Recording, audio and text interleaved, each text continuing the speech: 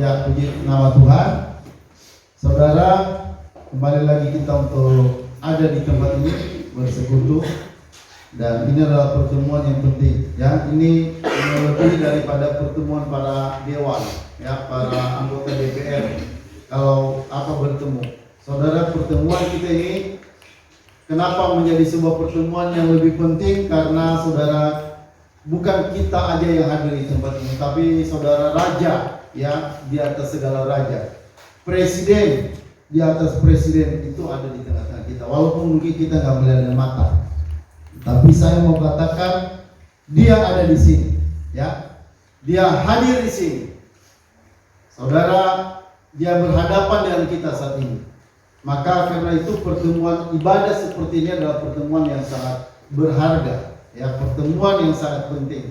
Nah, saudara, mari kita mendengarkan firman Allah. Temanya tugas pemberitaan Injil.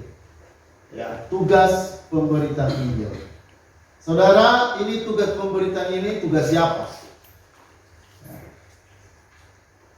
Nah, sebelum kita mau membahas tentang tugas ini tugas siapa, saudara, saya mau menyinggung sedikit. Kenapa pemberitaan Injil itu merupakan sebuah hal penting, merupakan pekerjaan Allah dalam dunia ini melalui orang-orang Kristen, melalui orang-orang percaya. Ya. Kenapa itu penting sekali? Saudara, karena lewat berita Injil inilah orang bisa percaya dan akhirnya diselamatkan. Jadi berita Injil ini menjadi berita yang paling penting. Ya, kenapa? Karena berita inilah yang menentukan keselamatan orang. Kalau berita ini tidak sampai pada orang, maka artinya orang itu mati tanpa mendengarkan berita Injil. Dan itu tidak baik. Ya, itu tidak baik. Saudara, seharusnya orang itu nanti mati, tetapi mereka mendengarkan berita Injil lebih dulu. Ya, kalau nanti mereka tidak percaya, artinya mereka harus dihukum. Tapi saudara dihukum atas dasar telah mendengarkan berita Injil. Jadi dia masuk neraka itu karena dia menolak berita Injil. Kan gak enak kalau Allah menghukum orang itu masuk neraka tanpa pernah mereka mendengarkan berita Injil. Dan terutama bagi kita yang diselamatkan, itu adalah sesuatu yang penting karena itu dasar keselamatan kita. Jadi saudara, artinya kalau berita Injil ini tidak disampaikan, berarti berita keselamatan itu tidak sampai pada orang. Ya. Dan saudara perhatikan, baik Tuhan menghukum dunia ini berdasarkan berita Injil. Ya. Atas berita Injil inilah orang yang percaya selamat, orang yang tidak percaya dihukum.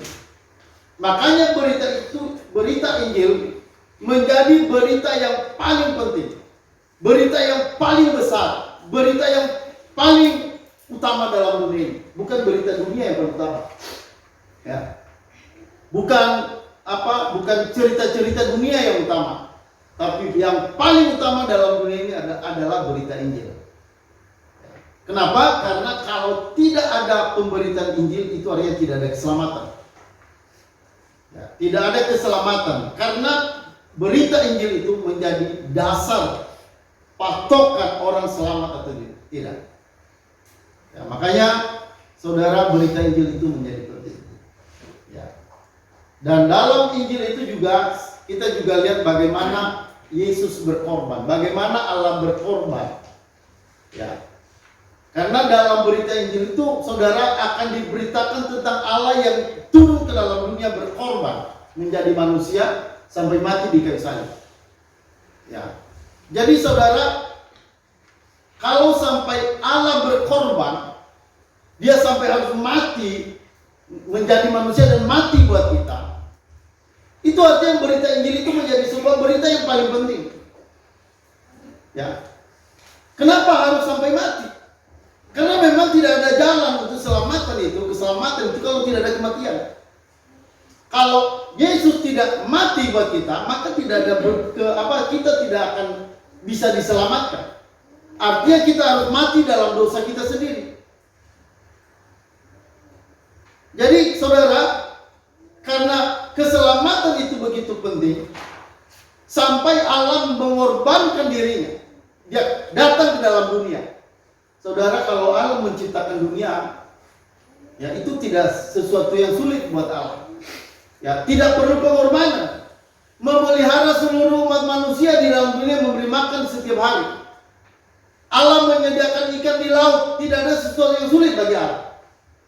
Allah menyediakan semua makanan manusia, bukan hanya makanan manusia, bahkan sampai makanan burung di udara. Itu Tuhan sediakan. Dan Allah tidak perlu berkorban habis-habisan sampai harus turun ke dalam dunia dan mati menjadi manusia hanya untuk menyediakan itu. Nggak perlu. Allah tidak perlu menderita ke dalam dunia ini hanya untuk menyediakan makanan jutaan miliar orang dalam dunia ini. Hari ini udara masih ada, itu karena persediaan dari Allah, itu karena pemeliharaan Allah. Matahari masih ada, itu karena pemeliharaan Allah. Buat Allah mempertahankan matahari selalu ada di tempat, udara selalu ada, tidak kosong. Bagi Allah itu bukan sesuatu yang sulit dan berat. Itu saudara, itu bagi Allah begitu mudah hal seperti itu. Yang mengangkat orang menjadi seorang pejabat, itu bagi Allah bukan hal yang sulit. Tetapi saudara, untuk keselamatan manusia, itu sesuatu yang membuat Allah harus berkorban. Ya, yang membuat Yesus harus turun ke dalam dunia dan mati di kayu salib, itu adalah sesuatu yang begitu besar. Bagaimana Allah berkarya menyelamatkan orang. Ya, jadi bagaimana pengorbanan Allah, dia rela mau menanggung dosa kita melalui Tuhan Yesus. Itu adalah pengorbanan yang besar. Makanya saudara, sebenarnya karya Allah yang paling besar, karya Allah yang paling besar bukan masalah pemeliharaan dunia, bukan masalah penciptaan dunia, bukan. Tapi karya Allah yang paling besar dalam dunia ini adalah karya penyelamatan. Karena karya penyelamatan menuntut Allah harus turun ke dalam dunia, menjadi manusia, dan dia harus mati di kayu salib. Itulah karya Allah yang paling besar dalam hidup ini. Saudara, ada banyak kemajuan dalam dunia ini, seperti kemajuan teknologi, ya, kemajuan teknologi dalam bidang komunikasi.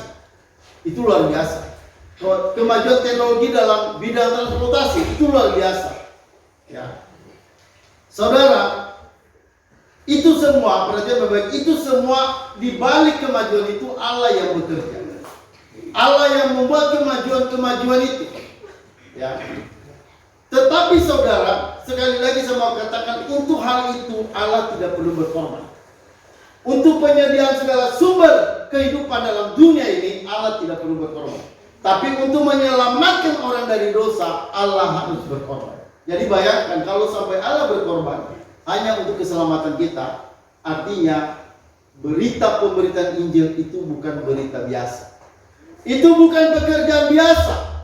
Itu bukan pekerjaan yang rendah, bukan pekerjaan tidak sebanding dengan pekerjaan apapun dalam dunia ini. Misalnya orang bekerja di bank, orang jadi seorang pejabat, itu semua pekerjaan. Tetapi saudara, pekerjaan yang paling utama dalam dunia ini bukanlah pekerjaan itu.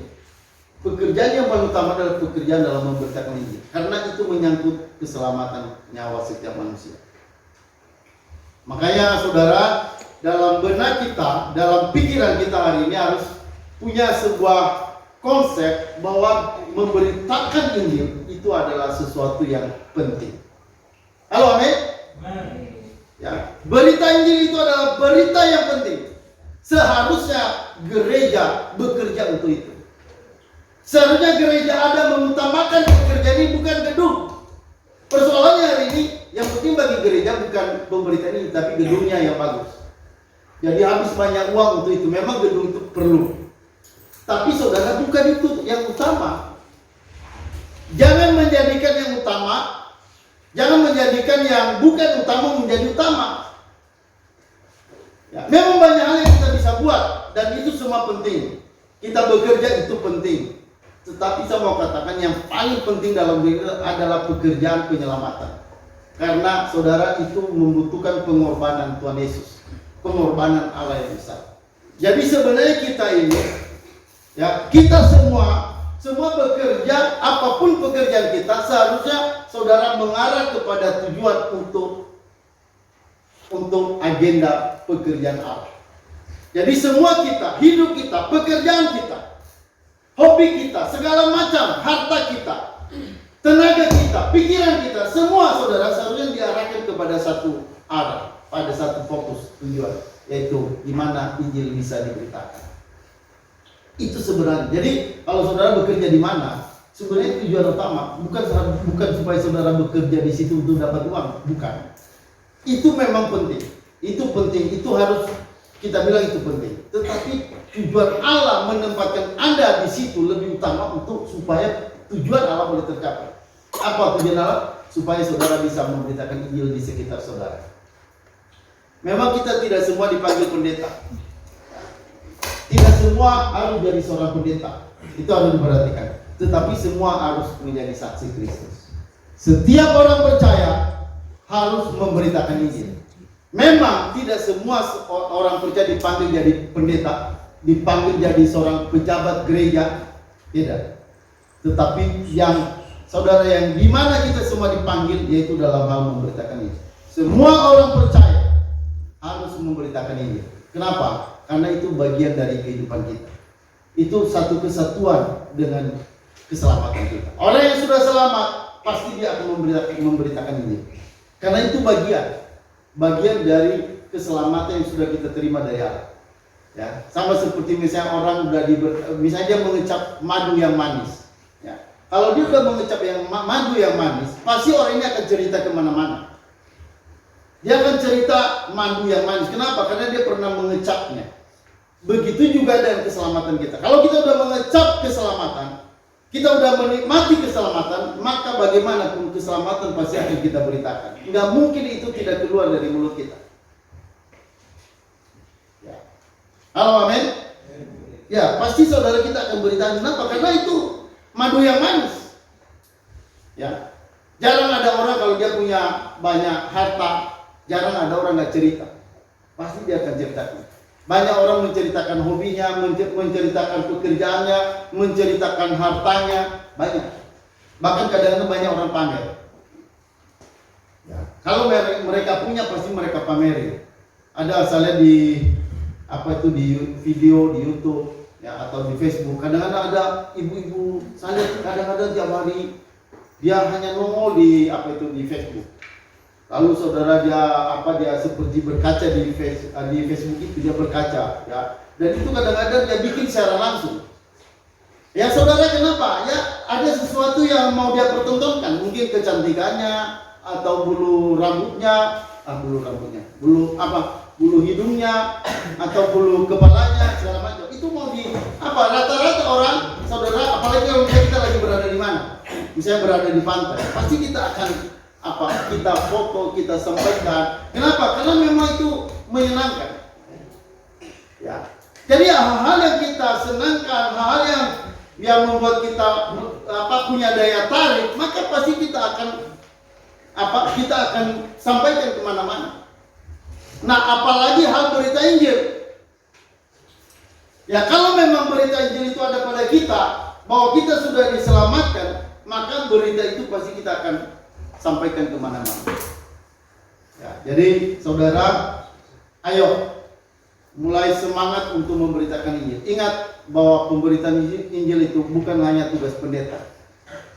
Pemberitaan Injil bukan hanya tugas para majelis atau aktivis gereja, tapi itu adalah tugas setiap orang percaya. Dimanapun saudara berada, Anda tidak pergi ke sana sini. Tapi di mana Anda berada, di tempat, di kantor, atau di mana Anda berada, di sana Anda harus memberitakan Injil. Halo, amin? Nah, apa dasarnya? Nah, kita melihat pemberitaan Injil tugas siapa? Ya. Nah, saudara, tugas pemberitaan Injil itu oleh Alkitab menegaskan bahwa pemberitaan Injil adalah tugas orang percaya. Nah, kita boleh lihat dalam saudara, Matius 5 ayat 13 sampai 16. Ini ayat yang terkenal. Ya, semua orang percaya adalah garam atau terang dunia. Nah, mari kita baca sama-sama. Ini ayat yang sering kita dengar. Ayat ini harus hidup dalam diri kita. Ayat ini harus selalu berbicara pada kita. Ya, mari kita baca sama-sama. 1, 2, 2, 3. Kamu adalah garam dunia. Jika garam itu menjadi tawar, dengan apakah dia diasinkan? Tidak ada gunanya lagi selain dibuang dan diorang. Kamu adalah terang dunia. Kamu yang terletak di atas gunung tidak mungkin tersembunyi. Lagi pula orang tidak menyalakan pelita lalu meletakkan di bawah gantang, melainkan di atas kaki dia, sehingga menerangi semua orang di dalam rumah itu. Demikianlah hendaknya terangmu bercahaya di depan orang, supaya mereka melihat perbuatanmu yang baik dan memuliakan Bapamu yang di sorga.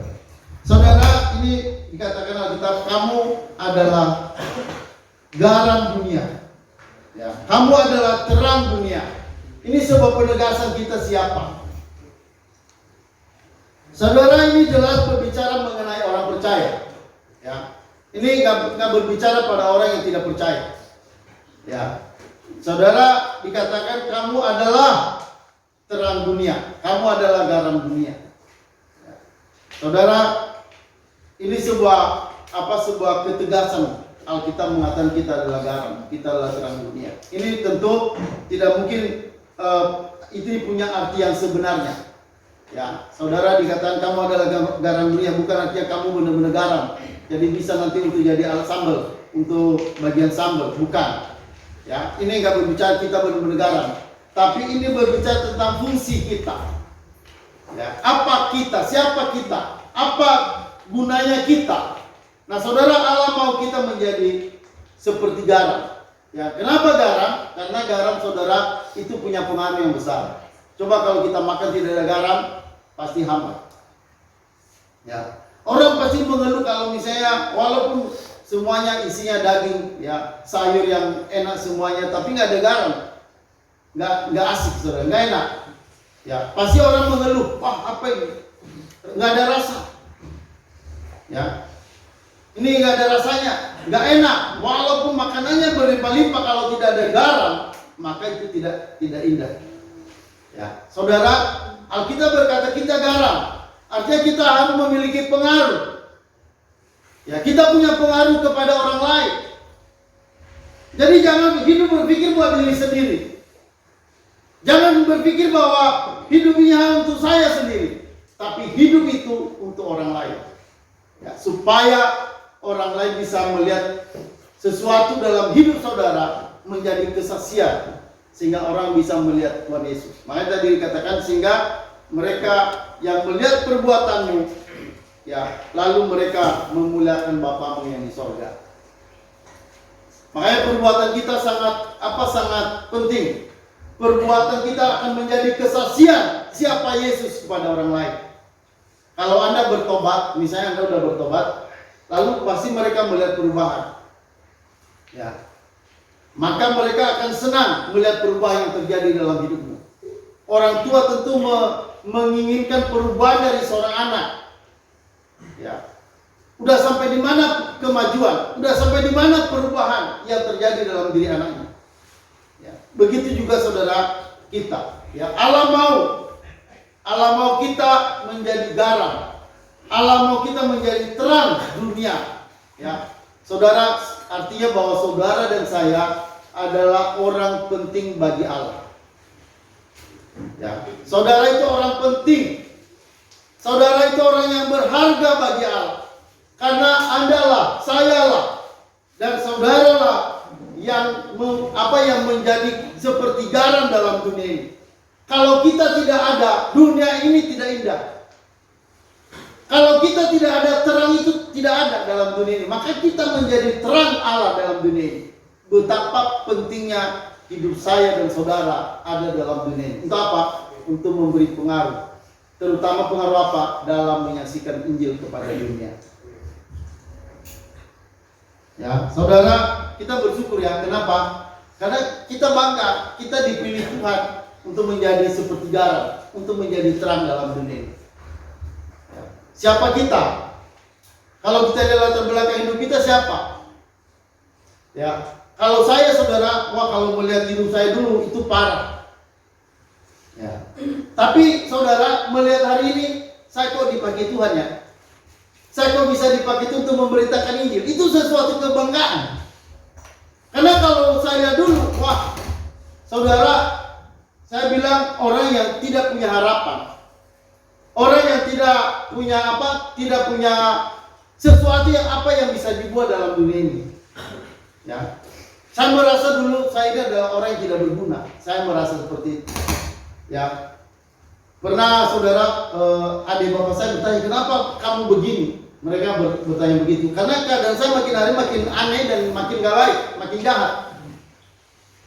Saudara, saya bilang, saya merasa tidak berguna. Saya merasa tidak ada artinya. Tapi saudara, itu pertanyaan itu hingga hari ini itu terus teringat dalam diri saya. Artinya saya melihat dulu, saya sebenarnya adalah orang yang putus pengharapan. Ya. Saudara, kenapa orang menjadi nakal? Kenapa orang menjadi jahat? Itu karena orang itu putus asa. Tidak ada pengharapan di dalam diri mereka. Ya, tapi ketika saudara saya mulai percaya pada Yesus, saya mulai melihat Yesus, maka saya mulai punya masa depan. Saya mulai merasa bahwa hidup saya memiliki kepastian, memiliki keselamatan. Saudara, dari situ ada kebangkitan dalam hidup saya. Sehingga keputusasaan yang membuat saya dulu hancur, yang membuat saya jadi aneh, itu menjadi hilang. Kenapa? Karena dalam diri saya punya pengharapan. Dan saudara, saya merasa hari ini menjadi orang yang berguna, dipakai oleh Tuhan. Itu saya yakin, saudara. Saya dipakai Tuhan. Dan itu membuat saya bersyukur. Dan itu memotivasi saya terus untuk melakukan sesuatu, untuk memberitakan Injil, untuk berbuat sesuatu kepada orang lain. Apa yang saya bisa buat, saya lakukan sedapat mungkin saya. Nah, kenapa saudara? Itu karena saudara itu melihat kebaikan Tuhan dalam hidup saya. Allah memilih saya. Dulu saya orang bodoh, ya, dulu orang yang bisa dibilang hanya sampah masyarakat, ya. Kalau orang Jawa bilang belum jadi orang, ya, belum jadi orang, artinya belum bisa apa-apa. Padahal sudah jadi orang sebenarnya, tapi mereka bilang belum jadi orang. Ya, anak ini tuh belum jadi orang. Padahal sudah orang, tapi dibilang belum jadi orang. Nah, maksudnya belum bisa apa-apa, malah kebanyakan menjadi mengganggu, merusak. Ya.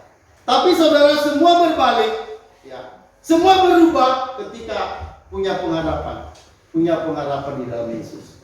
Dan bukan hanya pengharapan selamat, tapi satu hal, saudara, menjadi sebuah kebanggaan karena saya dipakai oleh Tuhan. Halo, amin. Saudara, perhatian baik, melayani Tuhan itu adalah pekerjaan yang mulia. Sekali lagi, saudara, pekerjaan Tuhan adalah pekerjaan yang paling mulia. Kenapa? Karena saudara, Allah bisa memakai malaikat. Untuk memberitakan Injil, Allah bisa pakai malaikat. Allah bisa dirinya sendiri datang untuk memberitakan Injil, bisa. Tapi Allah tidak mau berbuat itu. Saudara, dia mau melibatkan saudara dan saya. Dia mau melibatkan orang-orang percayanya untuk mengambil bagian dalam pekerjaan ini. Dan saya bilang inilah pekerjaan yang mulia. Inilah pekerjaan yang paling indah. Makanya dimanapun saudara berada hari ini, ada di sana adalah utusan dari Allah. Itu harus saudara punya hati itu. Saudara, kita bekerja di mana, ya, kita tinggal di mana, itu Tuhan punya tujuan supaya kita bisa menjadi saksi di sana. Halo, amin. Jadi saudara, maksimalkanlah dirimu jadi saksi. Kamu adalah garam dunia. Kamu adalah terang dunia. Artinya kamu orang yang berarti, kamu menjadi orang yang mulia. Kita adalah orang yang berharga di mata Allah. Siapa kita? Kalau kita lihat dulu, saudara, kita malu dengan perbuatan-perbuatan kita masa dulu. Ya, mungkin di antara kita ada dulu orang kerjanya hanya banyak tidur. Kalau ditanya kerjanya apa? Tidur. Ya. Nah, saudara, sekarang kita udah harus berubah. Ya. Kalau dulu kerjanya memaki, kotor, mulutnya kotor, apa-apa keluar kata makian dalam mulutnya. Nah, kalau saudara sudah jadi anak Tuhan, semua harus berubah. Supaya saudara bisa menjadi saksi yang bisa menyampaikan berita Injil kepada dunia ini. Ya, saudara, kenapa? Karena ini tujuan, ini pekerjaan kita setelah kita diselamatkan. Pekerjaan kita setelah selamat adalah memberitakan Injil tanpa mengabaikan pekerjaan-pekerjaan kita dalam dunia ini. Ya, kiranya pekerjaan kita dalam dunia itu memiliki hubungan dengan kita dalam memberitakan Injil. Jadi kita bekerja untuk apa? Supaya kita bisa memaksimalkan pemberitaan Injil kepada orang lain di mana kita ada. Seluruh hidup kita adalah untuk pemberitaan Injil. Ya, jadi saudara, buat gereja kita di sini, saudara, saya mau sampaikan kiranya ke depan gereja kita itu program utama bukan program pembangunan gereja. Ya, program utama gereja itu adalah program pemberitaan Injil. Gereja harus benar-benar, saudara, mengerjakan pekerjaan itu habis-habisan. Ya, seluruh saudara, tenaga, uang itu harus dipertaruhkan untuk pemberitaan Injil ini. Saudara juga ketika saudara menyumbangkan uang dalam pelayanan, saudara harus menyumbangkannya terutama fokus untuk pemberitaan Injil. Bukan berarti mengabaikan sumbangan yang lain buat yang lain. Tapi saya mau katakan saudara, persembahan yang paling utama itu adalah pekerjaan untuk sumbangan pekerjaan pemberitaan Injil. Ya. Karena saudara, berita Injil tadi itu menjadi penting karena itu adalah hadiah Allah yang membuat Allah berkorban supaya setiap orang diselamatkan. Karena tanpa pemberitaan Injil tidak ada keselamatan. Orang tidak mungkin bisa percaya. Ya, jadi saudara, Alkitab berkata bahwa orang percaya adalah garam dan terang dunia. Artinya kita semua dipanggil untuk menjadi saksi. Ya, supaya menjadi saksi tentang Tuhan Yesus di dalam dunia ini. Oke, lanjut saudara, yang kedua. Kita juga lihat ayat yang terkenal. Ini semua ayat yang terkenal yang saudara mudah untuk mengingatnya. Ya, kita baca saudara yang kedua, kamu akan menjadi saksiku. Jadi ini penegasan dalam Alkitab kita, dalam firman Allah, kita adalah saksi dari Tuhan Yesus. Nah, mari kita baca dalam Kisah Rasul pasal 1 ayat 8. Mari kita baca dengan suara yang nyaring ya, suara yang kuat. Sama-sama kita baca 1, 2, 3. Tetapi kamu akan menerima kuasa kalau Roh Kudus turun ke atas kamu, dan kamu akan menjadi saksiku di Yerusalem dan di seluruh Yudea dan Samaria dan sampai ke ujung bumi.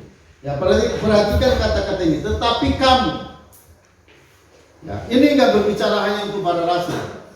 Tapi saudara, banyak orang, tentu setiap orang percaya. Tetapi kamu akan menerima kuasa kalau Roh Kudus turun ke atas kamu, dan kamu akan menjadi saksiku. Saudara, Roh Kudus ini dikasih untuk siapa? Hanya untuk para rasul? Ya, dikatakan kamu akan menjadi saksiku. Ya, kamu akan menerima kuasa kalau Roh Kudus turun ke atas kamu, dan kamu akan menjadi saksiku. Saudara, setiap orang percaya dikasih karunia Roh Kudus. Setiap orang percaya diberi Roh Kudus. Saudara, ingat baik-baik, kalau saudara orang percaya, saudara punya Roh Kudus. Ya, jangan cari-cari lagi. Ada gereja terus disuruh jemaat cari kuasa Roh Kudus, cari. Saudara, saya mau tekankan di sini, Roh Kudus tidak perlu saudara cari. Kalau saudara adalah orang percaya, siapapun saudara, siapapun kita telah menerima karunia Roh Kudus. Kita telah menerima baptisan Roh Kudus. Efesus pasal 1 ayat berapa itu? Ayat 13. Kamu telah dimateraikan oleh Roh Kudus ketika kamu percaya. Saudara, dalam Efesus pasal 1 ayat 13. Kamu juga ketika kamu percaya, kamu telah dimateraikan oleh Roh Kudus. Nah, dimateraikan itu artinya udah menerima Roh Kudus. Roh Kudus itu adalah Allah sebagai satu pribadi dari Tritunggal, satu pribadi, itu pribadi Allah. Ya, ingat Allah kita itu bukan tiga, Allah kita satu tapi tiga pribadi, ya, tiga pribadi, bukan tiga Allah. Jangan percaya kalau dibilang orang Kristen itu menyembah tiga Allah. Tidak, kita tidak percaya tiga Allah. Kita punya Allah yang satu.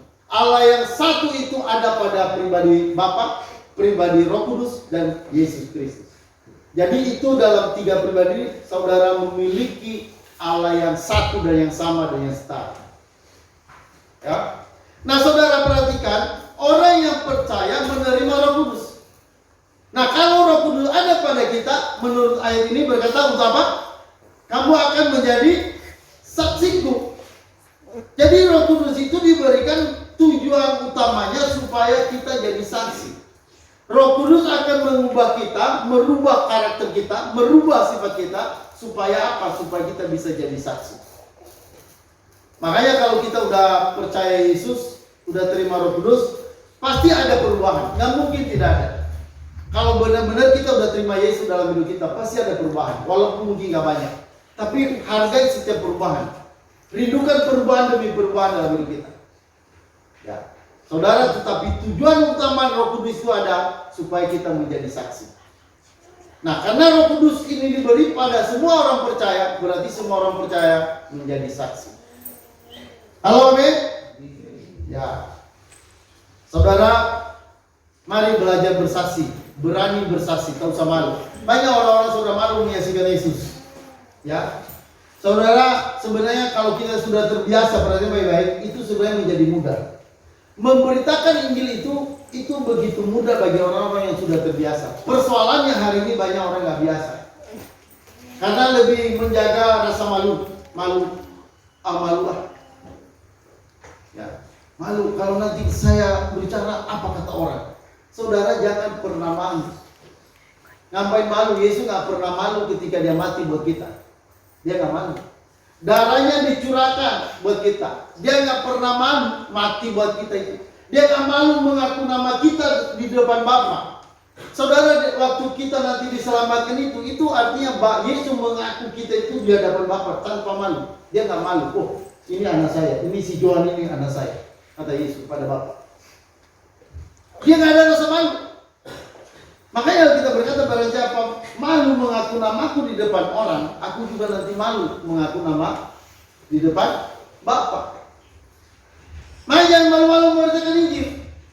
Saudara, itu nanti kan banyak orang punya persepsi yang berbeda, punya agama yang berbeda-beda.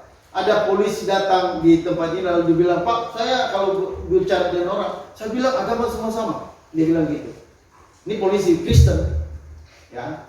Saudara, lalu dia bilang, gimana menurut Bapak? Oh, saya bilang, enggak Pak, enggak sama. Enggak sama, agama itu enggak sama.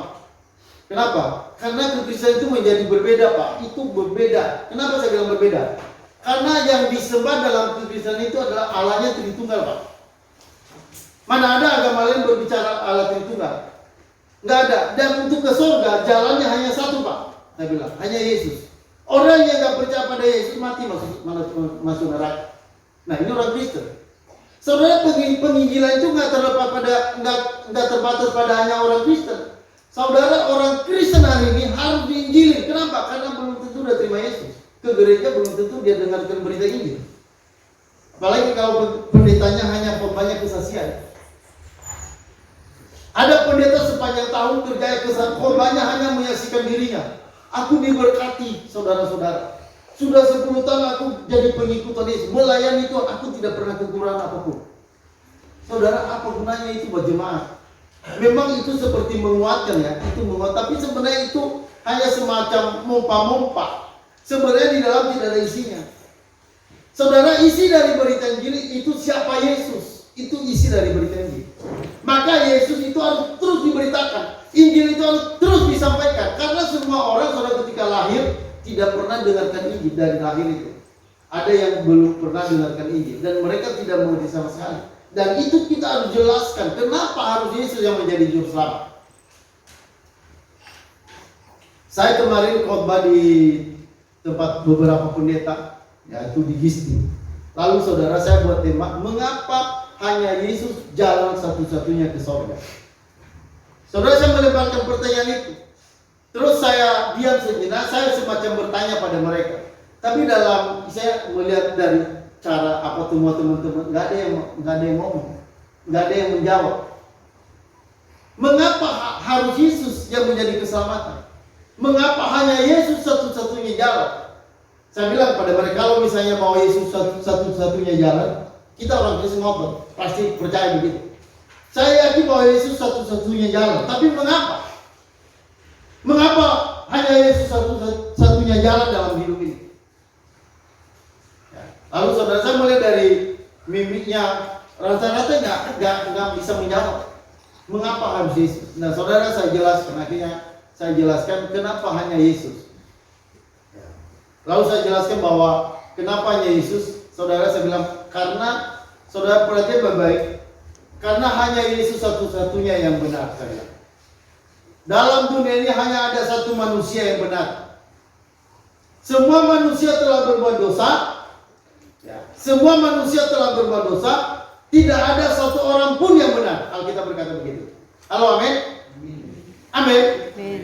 Semua orang telah berbuat dosa. Dan saya bilang dosa itu masuk oleh hanya satu orang. Perhatikan ya, dosa itu bukan oleh semua orang yang melakukannya, bukan. Hanya oleh satu orang, lalu semua manusia jadi berdosa. Itu cara matematikanya begitu.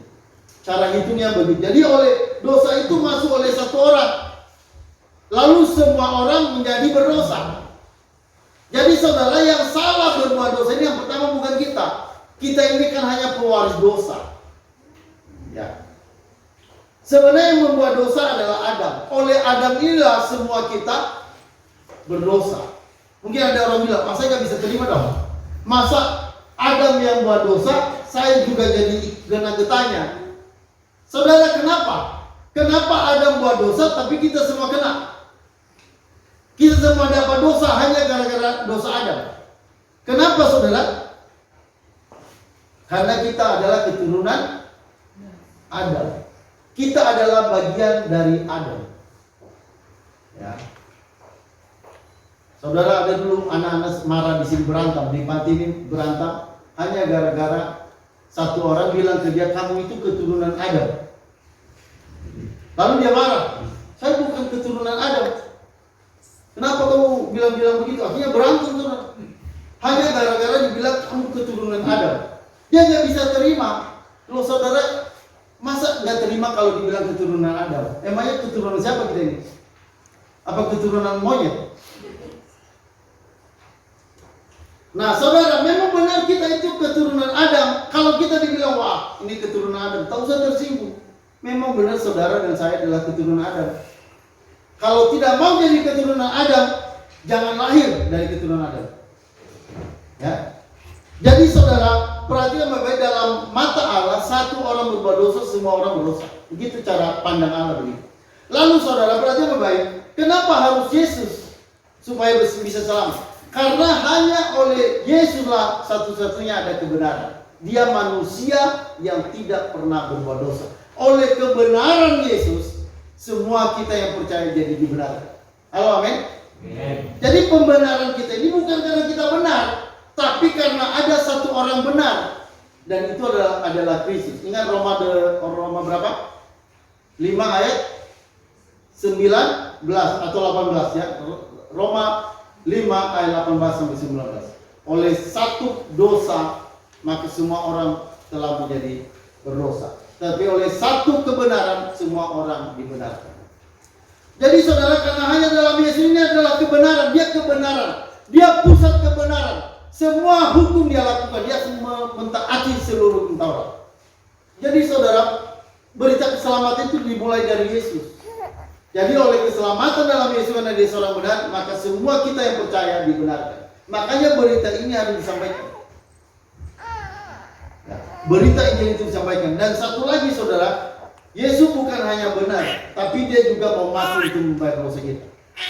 Jadi ada dua pekerjaan Yesus ke dalam dunia. Pertama, dia menjadi benar supaya kita dibenarkan, dan yang kedua, oleh kematiannya seluruh dosa dibayar.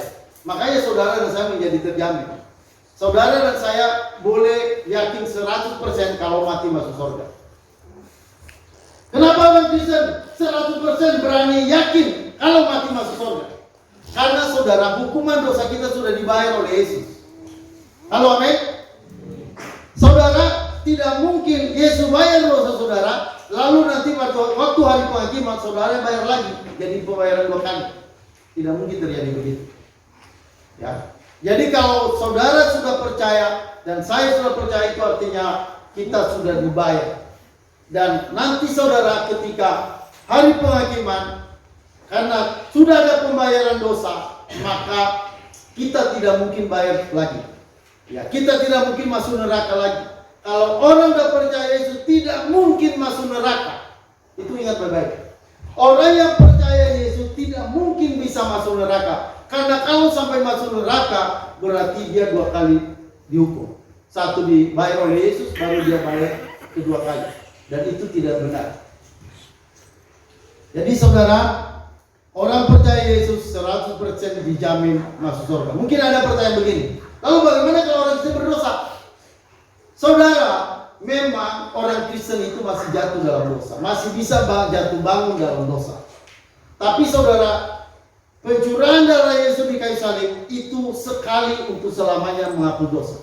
Jadi saudara, dia mati untuk sekali dan untuk selama-lamanya untuk menghapus dosa. Jadi dosa kita yang dulu, sekarang, dan yang akan datang, itu semua sudah dibayar. Bukan berarti saudara boleh bebas berbuat dosa, bukan.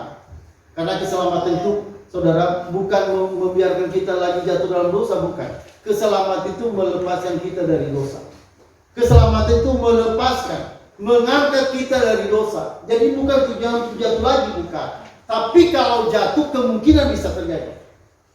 Orang percaya, orang Kristen tidak mungkin udah percaya itu lalu dia nggak pernah buat salah lagi, enggak. Karena untuk saudara, karakter itu perlu pertumbuhan, perlu perubahan pelan-pelan supaya karakter kita itu makin hari makin baik. Ya.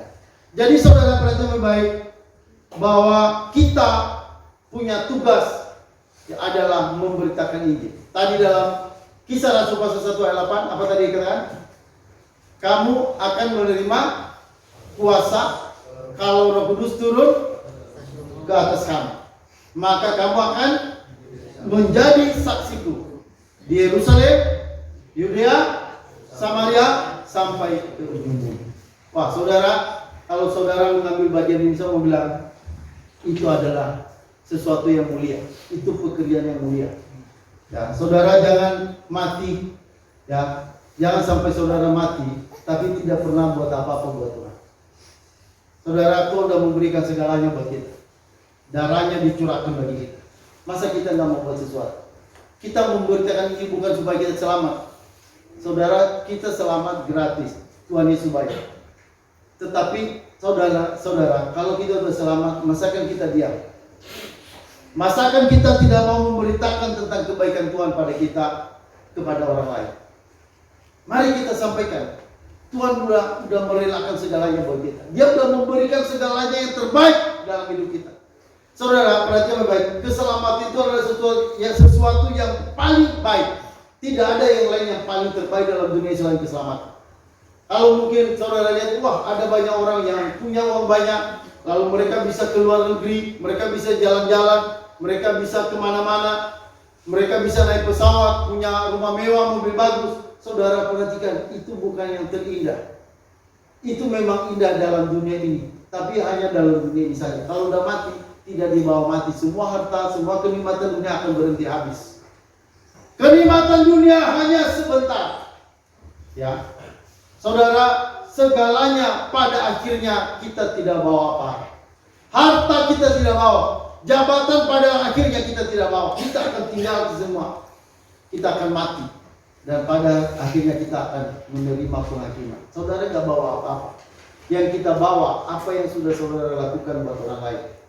Sudah berapa Injil yang saudara sampaikan kepada orang lain, itu nanti akan menjadi upah bagi kita. Jadi saudara, ya, jangan sia-siakan waktumu. Jangan buang-buang waktu. Waktu-waktu kita ini berharga, penting untuk penyelamatan orang. Anak-anak muda, anak-anak kecil, belajar banyak bagaimana supaya saudara siap memberitakan ini. Ya, buku dicatat, ayat-ayat seperti ayat berapa tadi catat, supaya saudara siap memberitakan ini kemana saja. Ya, tadi kemarin ada beberapa anak pulang kampung, saya tanya siapa yang sudah memberitakan Injil di kampungnya. Hanya satu orang kalau nggak salah. Yang lain pada tutup mulut semua, mulutnya dilakban. Ya. Saudara, seharusnya Anda pulang itu kesempatan Anda bersaksi pada orang lain. Itu kesempatan. Saya di mana ada itu, saya saksikan Yesus. Kalau di agama Islam, saya tanya boleh nggak saya berbicara tentang Yesus pada Bapak? Saya bilang gitu. Kenapa saya berbicara Pak? Karena berita tentang Yesus ini itu berita yang berbeda, saya bilang. Ini berita yang mungkin nggak pernah dengar orang dengar. Saya sampaikan saudara. Saya tanya dulu boleh nggak saya sampaikan? Saya bilang yang utama dalam kekristenan itu kalau mau cari ajaran Kristen itu yang paling utama apa? Saya bilang. Mulai dari kita Kejadian sampai kita Wahyu. Berita yang paling utama itu adalah berita keselamatan. Jadi Alkitab itu Pak, itu berita keselamatan. Nah, tapi bagaimana keselamatan itu saya sampaikan? Bagaimana keselamatan itu kok bisa ada? Nah, saya bilang itu nanti keselamatan itu hanya ada dalam Yesus. Nah, kenapa hanya dalam Yesus? Jadi saudara saya sampaikan seperti tadi. Nah, saudara mari, tak usah malu-malu, mulai berani bersaksi. Anak kecil berani bersaksi. Ya. Dulu pernah dengar kesaksian tentang Haman, siapa? Naaman. Naaman seorang prajurit, seorang kepala prajurit. Naaman, dia sakit kusta. Lalu saudara, dia mendengar sebuah berita bahwa di Israel itu ada seorang nabi dari seorang anak gadis, anak kecil. Saudara, sampailah berita apa yang disampaikan oleh anak kecil ini kepada Naaman. Ya. Lalu saudara didengarkan oleh Naaman. Lalu akhirnya Naaman pergi mencari seorang nabi. Siapa nabi yang dicari oleh Naaman? Nabi? Elia atau siapa?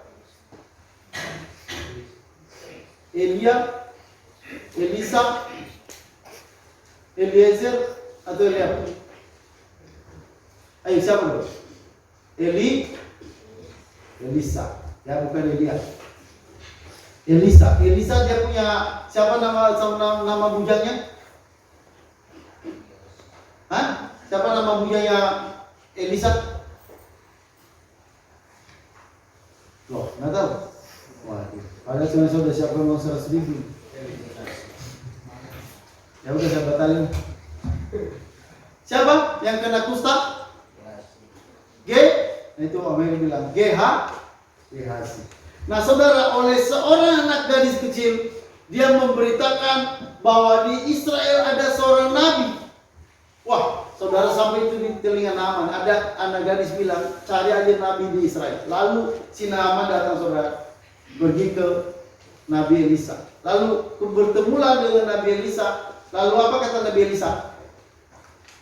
Apa katanya? Kalau kamu mau sembuh gimana? Pergi ke sungai mana? Sungai Yordan. Lalu apa? Disuruh cemplungkan dirimu 7 kali. Apa kata Nabi? Apa kata Naaman? Kalau begitu, ngapain saya datang ke sini? Hanya disuruh begitu. Dipikir dijampi-jampi dulu seperti dukun. Kalau dukun dia semburin ludah sirih itu disemburin. Ya. Lalu didoain, terus tangan begini-gini, wow, ya Allah. Saudara dipikirnya begitu. Elisa bilang, kamu kalau mau sembuh pergi ke apa? Ke Sungai Yordan, cemplungkan 7 kali. 7 kali lagi. Ya, saudara, lalu dia lakukan oleh Naaman, lalu saudara rupanya Naaman sembuh. Nah, saudara, akhirnya Naaman dia mulai kenal yang namanya Allah Israel. Dimulai dari mana? Dari kesaksian seorang anak gadis kecil. Jadi jangan pernah mengabaikan, menyepelekan dirimu. Kata-katamu, kesaksianmu itu berharga. Makanya kalau misalnya kemarin pulang kampung itu kesempatan berbicara pada orang tua. Tanya orang tua, ibu udah selamat belum? Saudara, masa gak sayang orang tua kita kalau dia masuk neraka nanti gimana? Saudara, belum tentu orang Kristen, seorang ibu Kristen dari kecil, belum tentu dia udah terima Yesus. Ya. Belum tentu dia udah terima Yesus dalam hidupnya. Kadang hanya menjadi orang Kristen dalam gereja, tapi belum tentu dia udah terima Yesus. Makanya pulang kampung itu sebenarnya tujuannya untuk memberitakan Injil. Tapi kemarin saya dengar sangat mengecewakan. Hanya 1 orang kalau salah yang bersaksi. Oke, saya berharap ke depan dengan mendengarkan berita-berita begini, bersaksi itu menjadi hal utama dalam kehidupan kita. Halo, amin. Lanjut saudara, bagian kedua, langsung yang ketiga. Kita lompat aja ya. Bagian ketiga.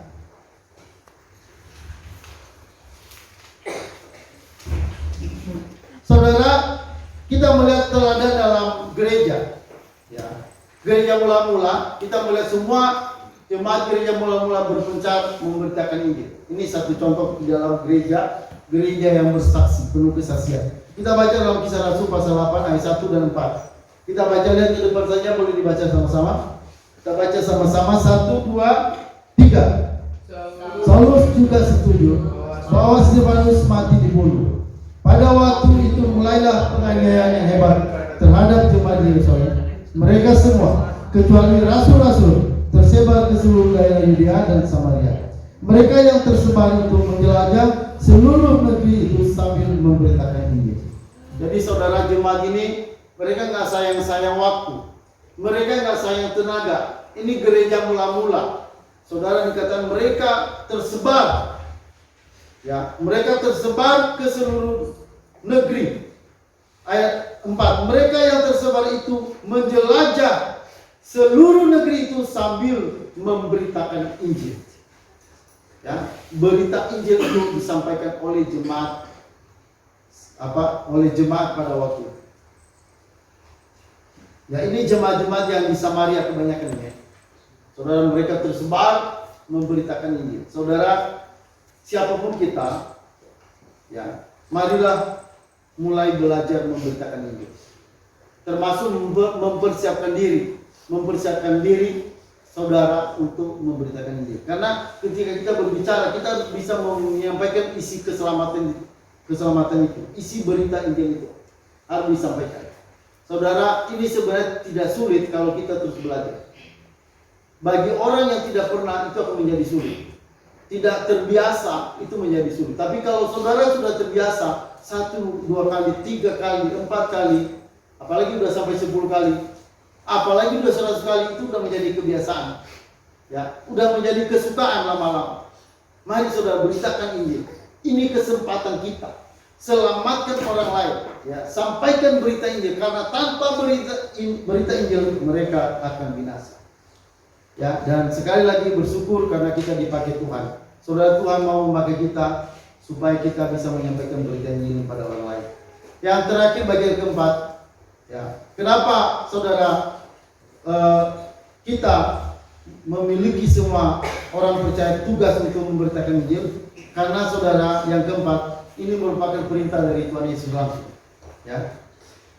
Tuhan Yesus yang langsung berbicara untuk kita pergi ke seluruh dunia. Mari kita baca Matius 28 ayat 19 sampai 20. Ini perintah amanat agung. Ya, ini ayat yang sangat spektakuler. Mari kita hafal ayat ini. Jangan sampai kita nggak hafal ayat ini. Mari sama-sama kita baca. 1, 2, 3. Karena itu pergilah, jadikanlah semua bangsa muridku, dan baptislah mereka dalam nama Bapa dan Anak dan Roh Kudus, dan ajarlah mereka melakukan segala sesuatu yang telah kuperintahkan padamu. Dan ketahuilah, aku menyertai kamu senantiasa sampai pada akhir. Ya, saudara, sebelum Yesus naik ke surga, itu detik-detik perpisahan. Dia meninggalkan bumi, dia mau naik ke surga. Dan ini pesan terakhir Yesus. Ya, namanya pesan terakhir bagi orang Batak itu penting. Kalau orang nasihat terakhir ya. Kalau orang tua meninggal, sebelum meninggal itu ada nasihat-nasihat orang tua itu akan diingat. Ya, mungkin juga sebagian orang, sebagian suku yang lain juga sama. Ya.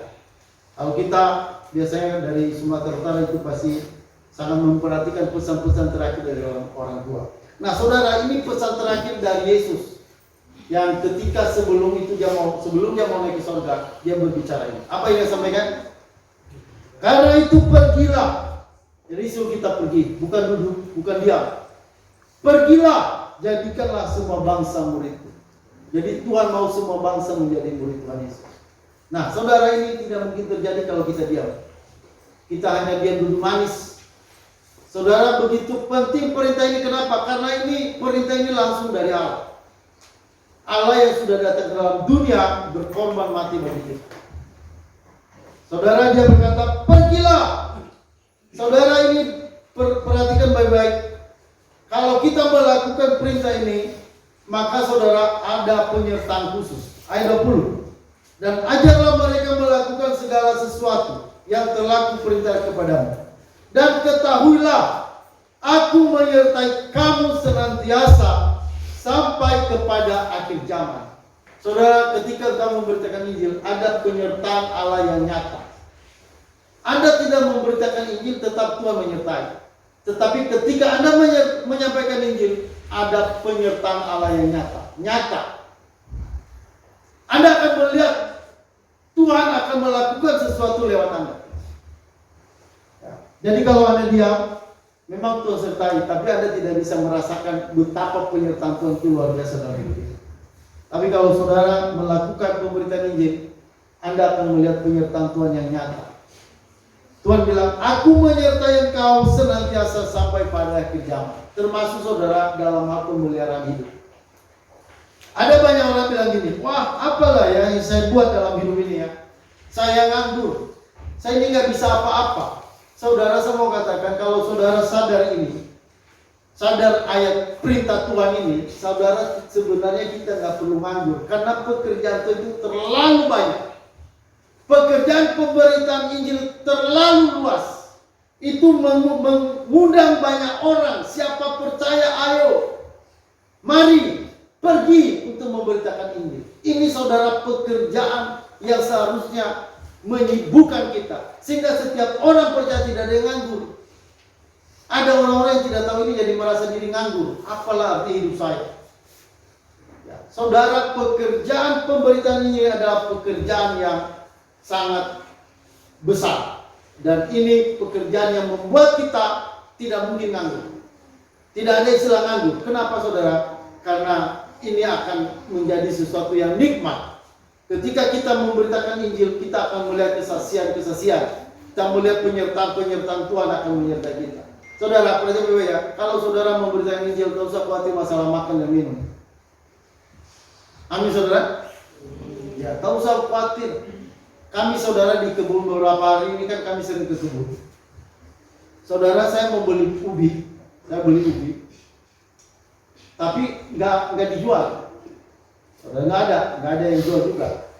Lalu saudara, saya bilang di tetangga yang apa itu, Pak, kami mau beli ubi Pak, karena saya dengar dia punya ubi di belakang rumah itu, karena dia tanam di tanggul sawah.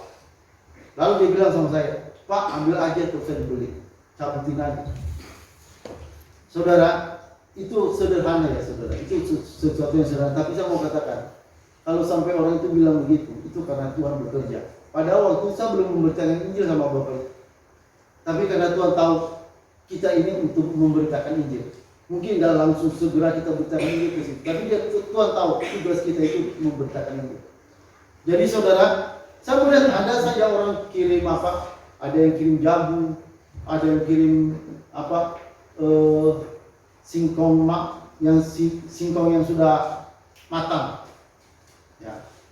Sebagiannya ada yang kita beli, tapi sebagiannya dikasih. Tetangga-tetangga ada yang kasih pisang. Ya, beberapa hari yang lalu ada yang ngasih nasi bungkus. Ya. Ada yang ngasih nasi bungkus. Jadi nasi bungkus itu bukan hanya datang di sini. Diam-diam di sana itu dapat nasi bungkus. Halo, amin. Ya, makanya yang belum datang ke sana ya ada salah. Ya, karena pasti ada nasi bungkus. Nah, saudara, saya mau sampaikan ini artinya gini, Allah memelihara, Allah mencukupi. Apa yang kita butuhkan pasti Tuhan cukupkan. Jangan saudara berpikir, oh nanti kalau melayani Tuhan akan kekurangan. Enggak. Saya jamin saudara tidak kekurangan. Kalau kamu memberitakan Injil, Anda tidak akan bakalan kekurangan. Ya. Kalau saudara menghabiskan seluruh hidupmu, hartamu, itu Anda tidak akan habis. Semakin Anda menghabiskan hidupmu buat Tuhan, Anda akan semakin melimpah. Ya, makanya Firman Tuhan berkata, ada orang makin banyak menghemat, tapi malah makin kekurangan. Tapi ada orang semakin menabur, malah berkelimpahan. Saudara, saya sudah perhatikan ini, dan saya merasa benar-benar Tuhan tidak pernah membiarkan saya kekurangan. Ada masa-masa sulit dalam Tuhan, tapi saya melihat selalu Tuhan kasih jalan. Jadi saudara perhatikan baik-baik. Kalau kita memberitakan Injil, jangan pernah takut masalah kebutuhanmu di masa depan. Halo, amin. Kalau engkau yakin Anda adalah seorang anak Tuhan dan mau melakukan pemberitaan Injil, Tuhan janji, aku akan menyertai kamu. Aku akan menyertai senantiasa. Aku menyertai engkau senantiasa. Saudara, ketika engkau sulit, pasti Tuhan akan kasih jalan pada saudara. Ya, pasti ada jalan, ada saja jalan. Nggak mungkin tidak ada jalan. Tuhan akan. Dan lebih dari itu saudara, nanti perhatian baik, pada waktu hari penghakiman kita akan diberikan upah. Halo, amin. Mau dapat upah? Ya, ayo kita baca dulu. Ya, apa upah bagi pekerja yang memberitakan Injil? Saudara, ada tulisan saya yang salah ya. Upah bagi yang memberitakan Injil, ya. Upah bagi yang bekerja memberitakan Injil, ada kurangnya ya. Nah, kita baca sama-sama. Apa upahnya? Coba kita lihat sama-sama, baca 1, 2, 3. Tetapi aku tidak menghiraukan nyawaku sedikit pun. Mari kita ulang, baca sama-sama. 1, 2, 3. Tetapi aku tidak menghiraukan nyawaku sedikit pun, asal saja aku dapat mencapai dari sakit dan menyelesaikan pelayanan yang ditugaskan oleh Tuhan Yesus padaku untuk memberi kesaksian tentang Injil kasih karunia Allah. Ayat pasal 2 Timotius 4 ayat 7-8. 1, 2, 3. Aku telah mengakhiri pertandingan yang baik. Aku telah mencapai garis akhir dan aku telah memelihara iman. Sekarang telah tersedia bagiku mahkota kebenaran yang akan dikaruniakan padaku oleh Tuhan, Hakim yang adil pada harinya. Tapi bukan hanya padaku, melainkan juga pada semua orang yang merindukan kedatanganku. Ya, di bagian tengah 2 Timotius 4 ayat 7-8. Sekarang telah tersedia bagiku mahkota kebenaran yang akan dikaruniakan kepadaku oleh Tuhan, Hakim yang adil pada hari. Saudara, ada mahkota. Perhatian ya, ketika kita mengambil bagian dalam pekerjaan Injil, ada mahkota yang akan Tuhan sediakan. Mahkota setiap orang percaya berbeda-beda. Ya, mahkotamu dan mahkota saya berbeda. Mungkin nanti mahkota saudara lebih besar karena Anda selalu tiap hari dia pegang memberitakan Injil, pergi kemana-mana. Mahkota saudara ada bagi orang yang memberitakan Injil. Ini bukan bukan syarat selamat. Ini adalah upah karena kita memberitakan Injil. Orang memberitakan Injil akan mendapat upah dan akan dapat mahkota. Jangan sampai kita nanti tidak dapat mahkota. Yang firman Tuhan berkata, barang siapa melayani, ya dia akan menjadi terkemuka dalam kerajaan surga. Jadi melayanilah, habiskanlah seluruh hidupmu, seluruh masa depanmu untuk memberitakan ini. Seluruh apa yang saudara miliki, tenaga, uang, mari kita persembahkan untuk fokus dalam memberitakan ini. Ingat sekali lagi, tidak kita semua tidak dipanggil jadi pendeta. Kita tidak semua dipanggil menjadi aktivis-aktivis dalam pelayanan, tetapi kita dipanggil semua untuk memberitakan Injil. Semua orang percaya dipanggil untuk memberitakan Injil. Kata Paulus, memberitakan Injil ada keharusan bagiku.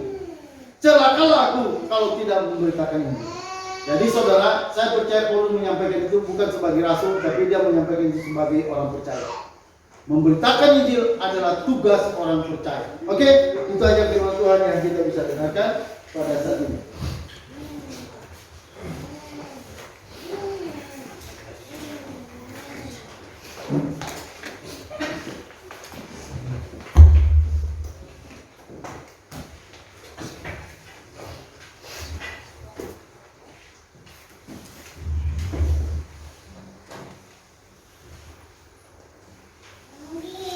Ya, mari saudara kita pujian.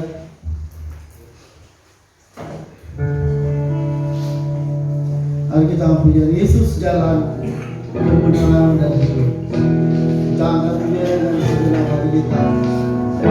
Kita pujian sebagai jalan kebenaran dan hidup.